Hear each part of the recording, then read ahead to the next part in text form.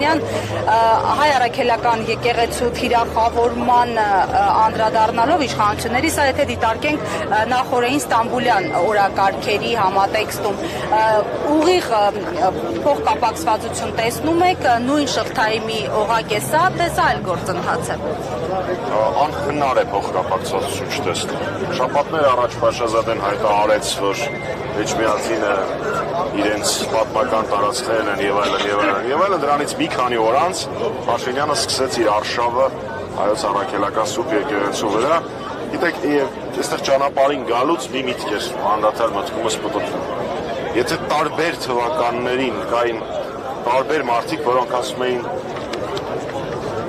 հավատում էին, որ ինքը ինչ-որ լավ բան է անելու, կամ ասում էին, որ իրենց սա չի վերաբերվում։ Հիմա սա վերաբերվում է բառացիորեն բոլորին։ Փաշինյանը դուրս է եկել հայ առաքելական սուրբ եկեղեցուց, դուրս է եկել պետականության դեմ որպես այդպիսի, դուրս է եկել մեր բոլոր ազգային արժեքների դեմ։ Ես գիտեմ, որ ինքը ու իր նմանները, ինչպես պարոն Կարապետյանն էր ասել, իրոք մի փոքր խմբակ են, մարգինալների խմբակ են։ Մենք պետք է ապացուցենք, որ այդ խմբակը չի կարող մոռացության մատնել մեր բոլոր ազգային արժեքները։ Չկա մի մարդ, ում պայքարը սա այլևս չի։ Կարծում եմ դա կունենա իր հետևանքները։ Ամամջանյան, գալով նորից Ստամբուլյան օրակարգերին չկախնաձերծվեց կամ այո, վերջին Եվ խնդրեմ պարզաբանեք, արդյոք սա ինչ-որ կոնկրետ հետևանքներ կունենա Հայաստանի Հանրապետության համար, ինչ պայմանավորվածությունների մասին է հնարավոր, որ խոսք է գնացել այնտեղ հանդիպման։ Տեսեք, մի քանի ամիս առաջ ես իմ գործընկերները հայտարարել էինք, որ Փաշինյանը Թուրքիային դարձնում է միջնորդ հայ-ադրբեջանական հարաբերություններում։ Ցավոք դա արդեն իրականություն է ու տեսանելի է բոլորի համար։ Տվյալներ այս պահին չկան, թե ինչ է կոնկրետ քննարկվել, բայց կարծում եմ ակնհայտ է, որ եթե նախորդ օրը տեղի ունեցել Թուրքիայի նախագահի եւ Ալիևի հանդիպումը, իսկ հաջորդ օրը Փաշինյանի եւ Թուրքիայի նախագահի հանդիպումը, ապա Թուրքիան արդեն իսկ ստանձել է միջնորդական առաքելություն։ Հարց համար 1. Վերանալով նույնիսկ մի պահ չքննարկելով, թե ինչ են պայմանավորվածությունները, մեզ ձեռ է տալիս, որ Թուրքիան լինի Հայաստանի եւ Ադրբեջանի միջև հարաբերությունների կարգավորման միջնորդ։ Զուտ այդ փաստի հետ ինչ որ մեկը հաշտ է։ Ասում այլընտրանք չունենք։ Այլընտրանք կային բազմաթիվ այլընտրանքներ, դրանցից մեկը գոյություն ունեցող Մինսկի խումբն է։ Իրավաբանորեն, իրավականորեն միջազգային իրավունքի կողմից ճանաչված միջազգային միավոր, վերպետական միավոր։ Հաջորդ հարցը, որը մենք ուզենք չուզենք, մեզ պիտի տանք։ Իսկ ինչ զիջումների է գնացել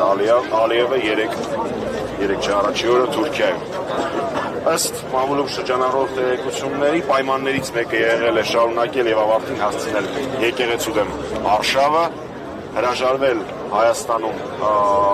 ռուսական ռազմաբազայից, որը մեր անվտանգային ճարտարապետության կարևորագույն ետևից մեկն է, Սահմանադրությունը անել ավելի ուշ եւ դիմել Մինսկի խմբի լուծարման համար։ Չեմ խոսում արդեն մնացած բոլոր զիջումների մասին, որոնք հողի վրա Փաշինյանը կանի այսպես կոչված սահմանազատման գործընթացով։ Այնպես որ ես մեր քաղաքացիներին շատ խնդրում եմ չենթարկվել Փաշինյանի ստեղծած մետա ճշմարտություններին, սթափ իրական գնահատել գործընթացները եւ գիտակցել, որ այս պահին հայ-ադրբեջանական հարաբերությունների միջնորդը եւ Փաշինյանի իշխանության պահպանման երաշխավորը Թուրքիան է։ Ես կարծում եմ մենք դրա հետ հաշտ չենք կարող լինել։ Առաջիկայում, որովհետև Ադրբեջանը եւ Թուրքիան մի քանի կողմից գործընթացներ են ձեռնարկել, ինչպես դուք նշեցիք, եւ միջնորդություն է Թուրքիայով արդեն իրականացվում, Բացիակ եկեղեցու դեմ հստակ պահանջներ են ներկայացված իմ Փաշինյանը իրականացնում։ Այս ամենը ուշ էր դեռևս 2018 թվականի ապրիլի 25-ից սկսած, դեռևս որ այդ հարցը ուշ չի լինի, ուշ էր դեռևս 2018-ի ապրիլի 25-ից, Հանրապետականը 2018-ի ապրիլի 25-ից պայքարում։ Մի քանի տրամաբանական կետերով գանք, թե ինչ է պետք անել։ Կա մեկ տարբերակ իշխանապետություն Փաշինյանին իշխանությունից հեռացնել, այլ որևէ լուծում գոյություն չունի, առաջին դեպքում։ Երկրորդ, դրան հասնելու ամենաիրատեսական հնարավոր, ամենահավանական տարբերակը իմպիչմենտի գործընթացն է, որը նախաձեռնել է Հանրապետական կուսակցությունը եւ պատիվորեն խմբակցությունը Դավիթ Համբարձումյանի տեխնացությամբ։ Ինչպես է դա արվելու։ Իհարկե բոլորիս համատեղ պայքարով, առանց լայն ժողովրդական կոնսոլիդացիայի այդ գործընթացը հնարավոր չէ։ Եվ դուք կարող եք տեսնել, թե Դավիթ Համբարձումյանի կոչով մեր բոլորի նախաձեռնությամբ արդեն իսկ ինչ հոծ բազմություն է հավաքվել այս պահին իր աջակցությունը ցուցադրելու հանրաքելական Սուրբ եկեղեցուն, բայց վստահ եմ, որ այս բոլոր հավաքված մարդիկ ու հազարավոր այլ մարդիկ գիտակցում են, որ եկեղեցու դեմ արշավը եւ Փաշինյանի իշխանության մնալը փոխկապակցված իրադարձություններ են։ Ուստի եթե դու ուզում ես պաշտպանել եկեղեցին, ապա պիտի պայքարես Փաշինյանի հեռացման համար։ Բոլոր քաղաքական, բարդ վերլուծական տեքստերի ժամանակները վաղուց արդեն անցել են։ Ժամանակն է գործանել։ Ես կարծում եմ, որ Փաշինյանը հայ պատմության մեջ շատ փոքր, բազմաթիվ մելիք ֆրանգյուլներից մեկն է ընդամենը,